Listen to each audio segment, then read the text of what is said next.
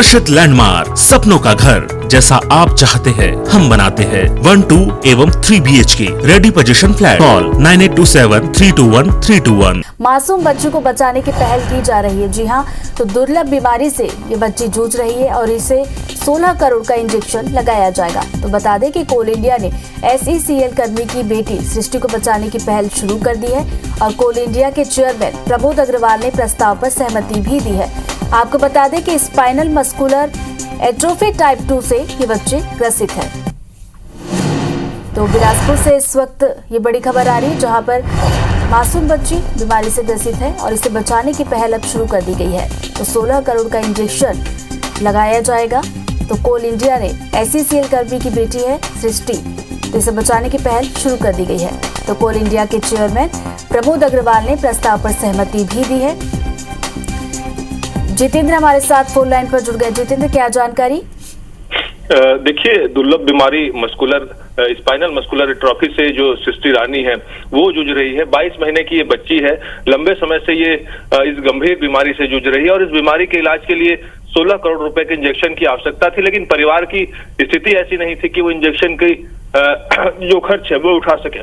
इसको लेकर इन्होंने SECL से सहयोग की मांग की थी, जिसके बाद SECL ने इसका जो प्रस्ताव है वो कोल इंडिया को भेजा था और कोल इंडिया के चेयरमैन प्रमोद अग्रवाल ने इस प्रस्ताव पर सहमति दे दी है। इसके साथ ही जो 16 करोड़ रुपए का इंजेक्शन है वो अब कोल इंडिया के खर्च पर सृष्टि रानी को लगेगा। तो इसके साथ ही जो सृष्टि रानी के इलाज का जो रास्ता है वो अब साफ हो गया है। चूंकि ये गंभीर बीमारी है, इसका इंजेक्शन जो है वो विदेश से आना है, तो अब ये प्रयास किया जा रहा है कि जो विदेश से इंजेक्शन मंगाकर सृष्टि रानी का जो उपचार है वो शुरू किया जाए। IBC 24 भी सृष्टि रानी की इस दर्द को पहले भी दिखाता आया है और प्रमुखता से इसके बीमारी को सामने लाता रहा है।